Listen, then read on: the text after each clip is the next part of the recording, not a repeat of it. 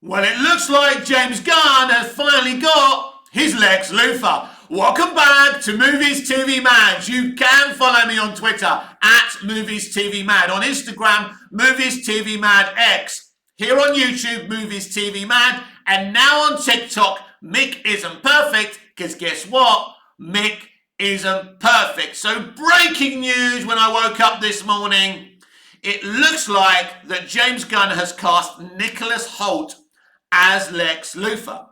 He doesn't scream Lex Luthor to me, but Nick certainly has the acting chops to pull this off. Something else I should say, James Gunn very rarely gets his casting wrong. When we look at the casting of the Guardians of the Galaxy trilogy, perfect. When we look at his Suicide Squad casting, perfect. When we look at his Peacemaker casting in that series, perfect.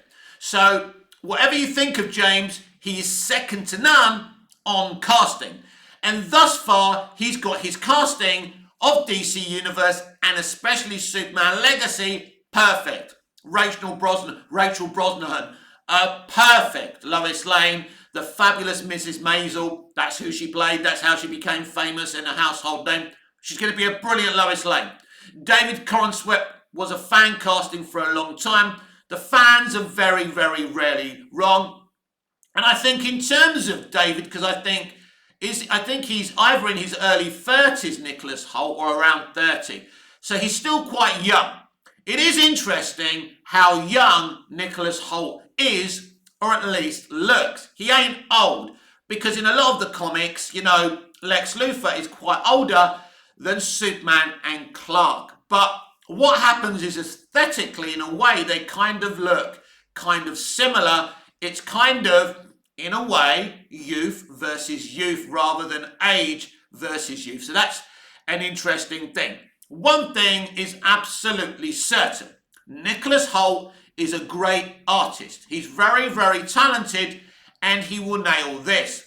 It's interesting that Gunn is mates with Michael Rosenbaum, who played Lex in Smallville, and still refused to cast him. He would always be my number one casting because I still believe he could be a great Lex Luthor. He nailed it, but nailing it in a TV show and in a movie franchise are two very different things. I don't think there's anything wrong with this casting. I didn't think there was anything wrong with Jesse Eisenberg's casting as Lex Luthor. Many will disagree with me. The problem is with Eisenberg's interpretation of Lex, he wasn't deciding what to do mainly. It was Snyder. It was Terrier. So he just did as he was told. So another director may have got a different, a more comic book accurate performance from Eisenberg. Yeah. When we all heard about Eisenberg's casting, me included, I thought, this ain't Lex Luthor. And again, a younger actor as well. He's not old, is he? So that was an interesting direction. And Gunn has gone down a similar direction where he's kind of going to be kind of a young, youthful businessman. And I'm sure this Lex Luthor won't be the main villain. He'll be pulling the strings behind the scenes in the DC universe, which is, I believe, the best way of going at it. In terms of this casting, I don't think Gunn's came out with an official quote yet. They're saying some people are saying they're still in talks. Deadline are saying it is done. Let me give you the backstory of Nicholas Hoult's involvement in Superman Legacy. He did officially audition to play Superman. He did chemistry tests with Rachel, and clearly the chemistry wasn't as strong as it was with David Corenswet. So they went with David. I think they made the right decision, but it was pretty clear from scoopers that this guy, Nicholas Hoult, was always going to play Lex Luthor. And that's how it's turned out to be. So the scoopers were right. Now, what the studio wanted to do was audition other people for the role before they gave it to the person that James wanted. But James was always going to go with Nicholas Hoult. And as I've already said, James Gunn's record with casting is second to none. It doesn't matter if you don't like him. It doesn't matter if you're upset with him. What I'm saying there are facts. I guess we're going to have to see this all unravel. What type of Lex Luthor will Nicholas Hoult be? Again, that isn't obvious because Nick has done so many different roles. You can't even type him, put him in a corner, put a tag on him in the kind of characters he's played. He's played a vastness of characters. He is a very good actor. It's not one of those castings where I'm going, oh my God, this is amazing. But then that's not what you want. You want someone cast who's right for the role in terms of the writer-director. It doesn't really matter what we think. It matters what James Gunn thinks. And if he can give him what he wants for his vision of this DC universe, of Superman Legacy as a film, and as the character of Lex Luthor, as James sees it. We shouldn't get the cast that we want. That's not how it works, right? Because if we got every fan casting that we wanted, there'll be a lot of shit entertainment out there because we don't really understand casting. We see someone who looks like a character and we say, yeah, it's obvious to me that Vincent D'Onofrio, who plays Kingpin in the MCU, would have been perfect for a comic book accurate Lex Luthor. But that's not the kind of Lex that James Gunn wants. It's clear he's going for a more suave, sophisticated Lex Luthor. And that's absolutely okay with me. So as I say, I'm not overly hyped, but then I don't think I should be. I think I need to wait and see. People again and again and again ask me the number one question. Will Superman Legacy succeed? Will James Gunn do a good job? Is it going to stink or is it going to be crap? And I can only give you one logical answer. Until I see the movie, I can't tell you that. I mean, they haven't even started shooting the thing yet. So at this moment in time, the leaks that we now know Gunn is denying sound interesting. And I think there's some truth to those leaks. And I think what Gunn did the other day by denying them is kind of play with words. But I think that Gunn will come up with a really fresh take on Superman, one that absolutely works. I can sit here telling you about the treatment of Henry Cavill until night comes over, until the moon's gone at night, right? But it doesn't matter, right? It doesn't matter anymore. It's done. We're not going back to Henry Cavill as the main Superman. Maybe if we restore the Snyderverse by some miracle one day, maybe Henry can come back. Again, very much doubtful, but hey, don't stop fighting. This is what we've got. We've got Corenswet and we've got Nicholas Hoult. What kind of chemistry will they have? What kind of Superman and Lex will they be?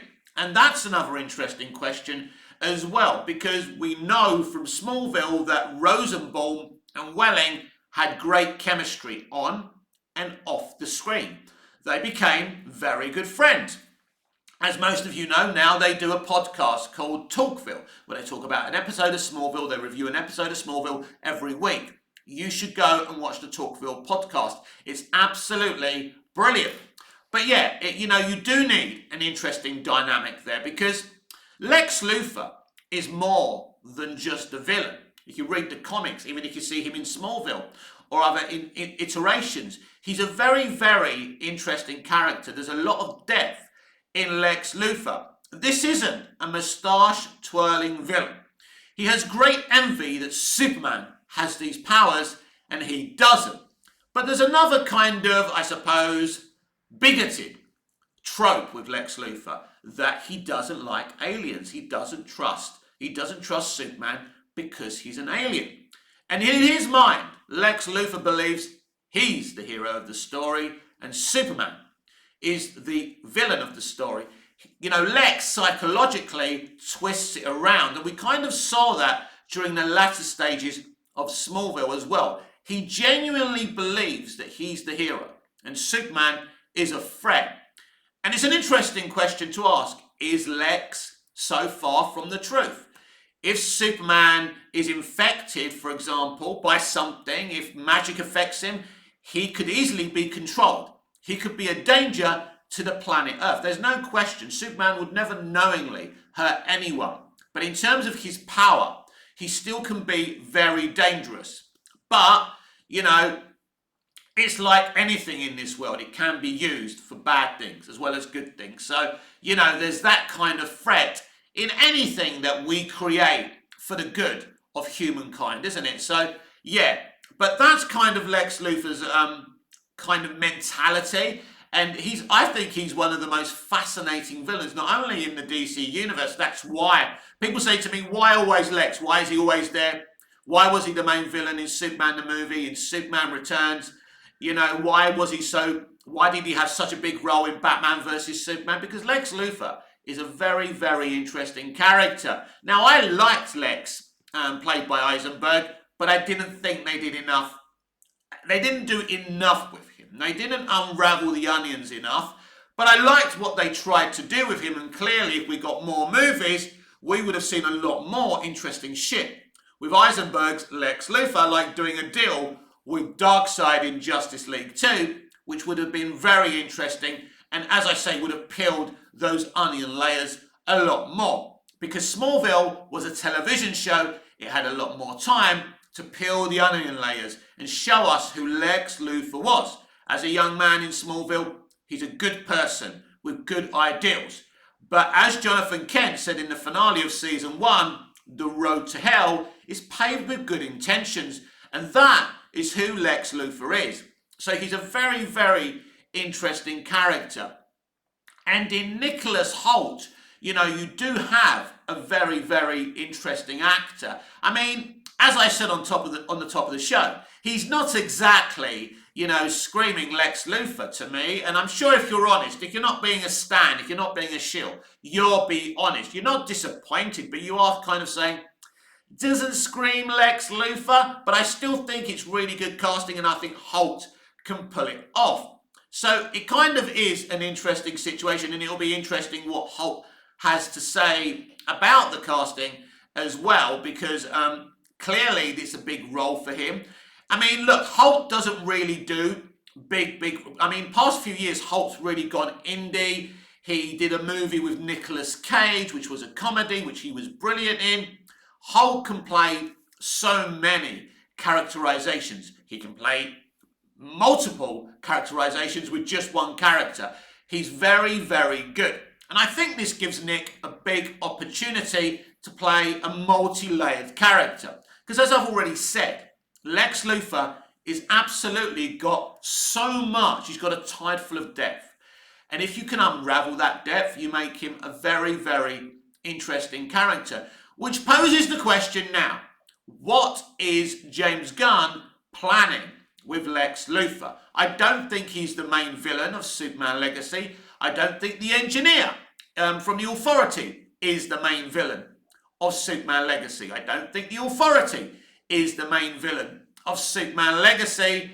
But if you believe rumours, it's Brainiac that's the main villain of Superman Legacy, something Gunn hasn't denied yet. The problem is right now I'm not on Threads. He's on Threads a lot. And what happens is we get kind of screenshots of what, because he's being really brilliant right now. He's answering questions from the fans, which is really, really good. And if you're polite to him and if you want to ask a question, you may get it answered. No point attacking the man. If you want to attack him, don't talk to him. Leave it alone. Get over it. Get over it. And watch something that you enjoy. I'm sure you've got the films that you love, the versions of DC movies, and these DC characters are in your wardrobe or in your, you know, digital collection. Get over it. It's done. It's dusted. This is what's happening now. You don't have to like it. I'm not saying you have to like it. But the abuse of James Gunn really isn't on, and it doesn't get you anywhere. It's not going to work for you at the end of the day. My personal opinion is, dislike him silently. You can post on your social media without tagging him, saying your piece constructively, as I do at times. It depends on what subject I'm talking about James Gunn, on how I speak about him. But thus far, his casting with Superman Legacy has been very good, very interesting. We've still got to hear who's playing Jimmy Olsen. Perry White will be a very interesting casting. I'm going to make a huge assumption that whoever is playing Perry White is big box office. Don't be surprised, as I said before, if it's Robert Downey Jr. Don't be surprised one little bit. I mean, I think that Chris Pratt would be a bit too young. How old is Chris now? 45 or something? I mean, he could be a younger Perry White. That would be interesting. But I do think he's going to go big box office with Perry White. We're definitely going to have a Perry White because James Gunn is a DC and Superman traditionalist. So all these things will be there. We already kind of heard from leaks that there is a Fortress of Solitude. Again, even though Gunn is shooting down some of these leaks, I believe there will be a Fortress of Solitude. Because as a big Superman fan, he's my hero, he's my favourite character in fiction. I believe the Fortress of Solitude is a very, very important thing for Superman. It's like a little thing like Lex being bald. It's important. It's who he is, right? And you can, if you're gonna cast an actor, it has to be an actor who is willing to get their head shaved. And if they're not willing, they shouldn't get the gig. Now, they found a way, Superman the movie, Dick Donner did, in working around the fact that Hackman wouldn't shave off his head. He wanted to keep a tash as well. And, Dick did a very good job of getting him, he tricked him into shaving it off. It's a great story, by the way. Donner was wearing a fake tash, and he said, if you shave your tash off, I'll shave mine. So Hackman shaves off his tash and goes to Donner, well, you've got to shave yours off now. I did mine. So Donner goes, rips off a fake moustache.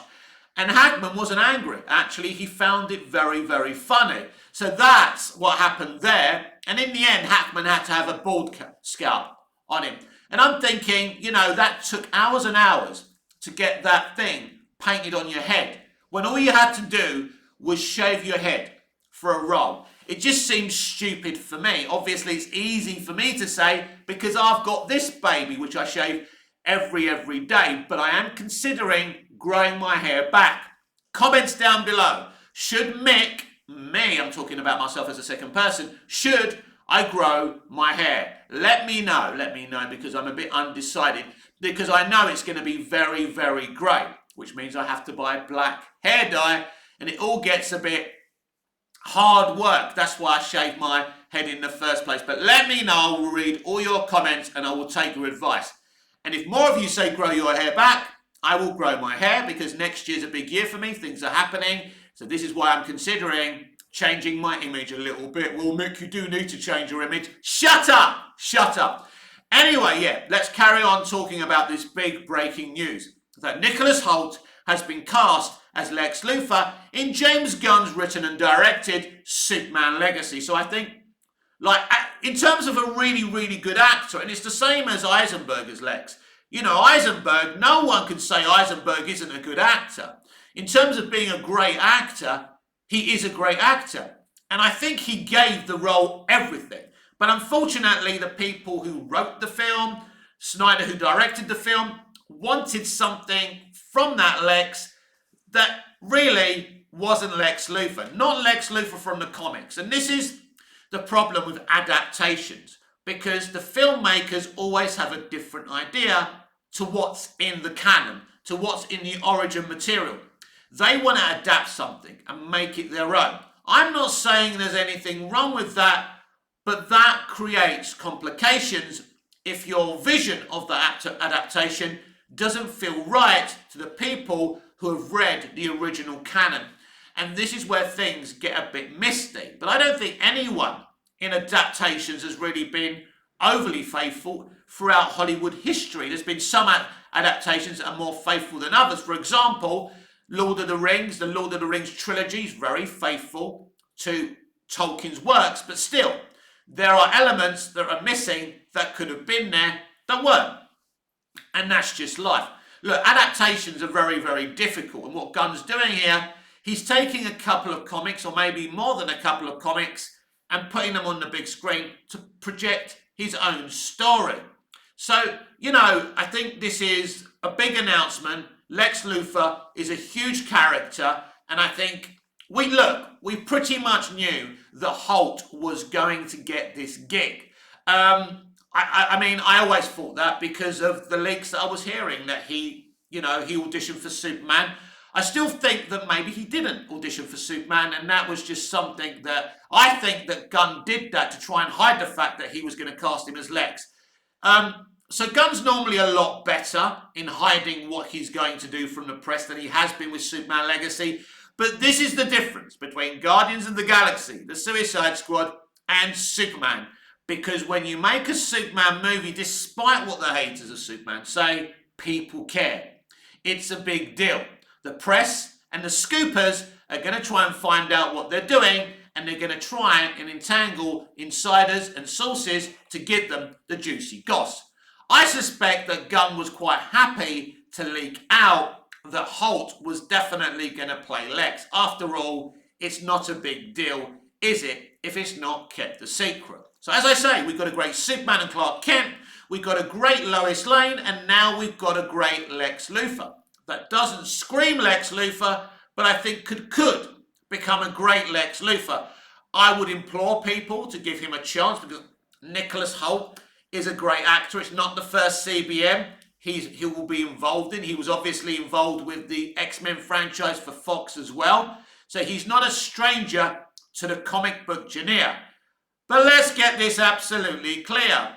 This is Lex Luthor. You know, one of the biggest characters in fiction. One of the biggest comic book characters. This is a big deal.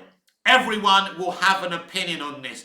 Some people will be hyped. Some people will be like me saying, well, I'm not overly hyped, but I'm interested in the casting and I'm not upset about the casting. And he has got the acting chops to pull this off. There's no question about that. This is a very good actor. This is very good casting. Let's not get it twisted. It's just not the fan castings that we've been talking about over the years. The Breaking Bad guy, as I said earlier, you know, the Kingpin from Daredevil, which Vincent D'Onofrio, who would have been perfect for me to play a faithful adaptation of Lex Luthor from the comics. But that is not what we're getting. We're getting something a little bit different, something a little bit interesting. And I think, as I say, Holt is a very, very good actor, and I think he can really do a good job here. And as I say, the levels of villainy that we're going to see from this Lex, I don't think that's an obvious question to answer because I don't know what Gunn is really going for here with Lex Luthor. Now, if we go back to Guardians of the Galaxy Volume 3, the villain in that movie was sadistically evil. So it's not like Gunn is scared of doing things and, you know, he doesn't dial things back. I mean, it was very interesting that he race swapped that villain. And he was a very evil villain because Hollywood don't like using minorities, you know, for negative stereotypes. So that's one of the surprises for me that he race bent that villain. But he really likes the actor, by the way. He loved him in Peacemaker. He was great in Peacemaker. He's generally a really, really good actor. But yeah, so Gunn isn't afraid to really go down the depths of depravity with his villains. So, but Lex Luthor, I would never see Lex Luthor as a depraved villain. First of all, Lex Luthor is a very intelligent character. He's a plotter. He's a tactician in a way as well. So you've got to cast someone that seems a little bit smart. One of the things I'd say about Gene Hackman's Lex Luthor, he's not exactly a smart, is he? He's not clever, is he? He's not the smartest tool in the box, is he? Think about his plan in Superman the movie, right? You want land, so you're going to blow up all this thing, and it's a bit of a weird plan. If you think about Lex Luthor's plan, both in Superman the movie and in Superman Returns, it's insane. It actually has no logic about it, and I think Superman Returns is trying to somewhat copy Lex Luthor's plot from Superman the movie, and yeah, so I don't see Lex Luthor in Superman the movie or Superman Returns, although the actors are great, as an intelligent character, because he's more than just a villain. There's a lot more. If you read the comics and you see, you know, like iterations like Smallville, there's a lot more going on with Lex Luthor than just villainy. And I suspect this is something that Gunn wants to go for as well. I think that's very, very important when you're doing these things, that there's a character, that there's a building to that character, that we understand why he is the way he is. I've really got a frog in my throat this morning. But yeah, it's important we get the building blocks of why a character is the way it is. And it's not making excuses for a problematic male or toxic masculinity like they were like citing against Joker. It's just interesting to know what makes characters click. So if they're just evil for the sake of it, it can be a bit boring. But sometimes, like a character like Skeletor from Masters of the Universe, even in that film, he's just fucking evil. He wants the power of Grayskull. He's a greedy bastard. He's an egomaniac. And it makes sense. You don't really need to care why he is the way he is. But I think that Lex Luthor is a different character. And this is what Smallville got so right. They started him off as an ordinary kind of rich man's son. And they built him up to what he become. And in the end, it's the things, it's the manipulations from Lionel. It's, seeing his mum smother his baby brother Julian. It's being put in an asylum and being driven mad by his own father. It's Clark not telling him his secret. It's the building blocks, right? And as I said earlier, in a television series, you can do that. You've got time. In a movie, you don't have the time. But guess what, everyone? This is a cinematic universe, so they have plenty of time, plenty of movies, plenty of streaming shows to build this character up. And this is another reason why they needed a younger Superman and a kind of young Lex Luthor, because they're talking about this being a 5 to 10 year franchise. And of course, if it's successful, it could get even bigger and better. They may need to recast Superman and Lex in the end if it's that successful, but I think we're getting a bit carried away with ourselves there. It's pretty clear that James Gunn has some bold plans for DC Universe. Now, I don't think the plans are bad.